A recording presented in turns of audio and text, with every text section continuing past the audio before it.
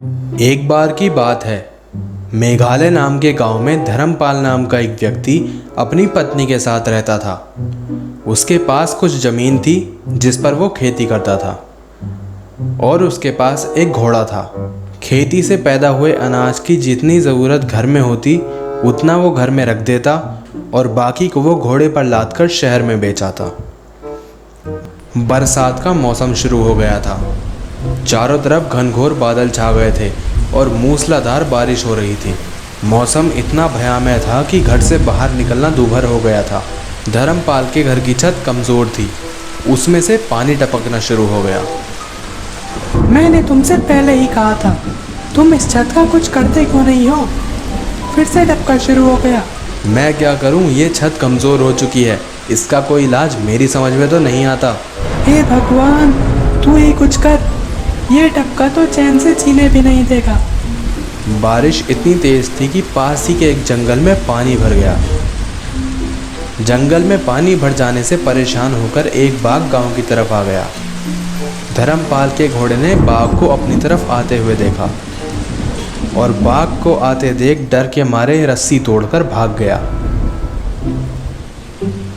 बाघ आकर उसी जगह पर बैठ गया। तभी उसने सुना कि घर के अंदर कुछ लोग बात कर रहे हैं।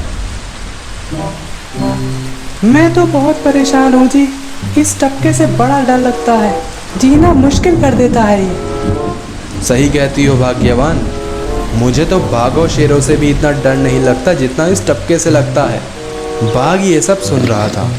उसने मन ही मन सोचा, आखिर ये टपका कौन सा नया जानवर है जो हम शेरों बाघों से भी इतना खतरनाक है कि इंसानों को हमसे नहीं उससे डर लगने लगा है। ज़रूर ये बहुत खतरनाक होगा। रात हो गई और धर्मपाल और उसकी पत्नी सो गए। बाघ भी उसी जगह सो गया।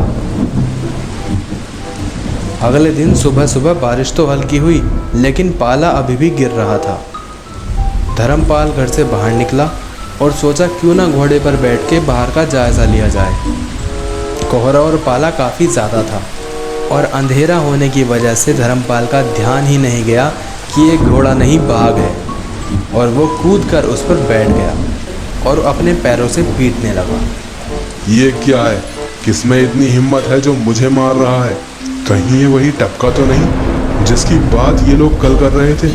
अरे बाप रे बाप, भागो, ये तो मेरी जान ही ले लेगा। बाघ पूरी रफ्तार से भागने लगा। धर्मपाल ने सोचा कि क्या हो गया घोड़े को, आज इतनी तेज कैसे भाग रहा है।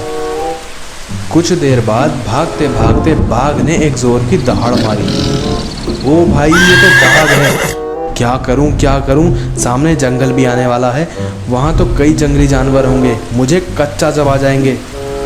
तभी उसने देखा कि सामने एक पेड़ आ रहा है। धर्मपाल ने पूरी रणनीति बना ली कि अब उसे क्या करना है। पेड़ के करीब आते ही वह पूरी जान से कूदा और उसकी टहनी पर लटक गया और बाघ बिना रुके भागता भागता घने जंगलों में गायब हो गया। बाघ भागकर सीधे बाघिन के पास पहुंचा। बाघिन ने पूछा, क्या हुआ जी, इतना हाफ क्यों रहे हो? अरे पूछ मत, बड़ी मुश्किल से टपके से जान बचा के आया हूँ। टपका? हाँ, बहुत लंबी कहानी है, बताता हूँ। उधर धर्मपाल भी भागकर अपने घर पहुंचा। क्या हुआ जी, इतना तेज कहाँ से भागे आ रहे हो? भाग्यवान पूछो मत, आज तो मैंने शेर की सवारी कर ली। मतलब? अंदर चलो, पहले बताता हूँ सब। और इस तरह बाघ और धर्मपाल दोनों की जान बच गई। गलतफहमी किसी को भी हो सकती है, इसीलिए हमें हर चीज़ की जांच परख अच्छे से कर लेनी चाहिए।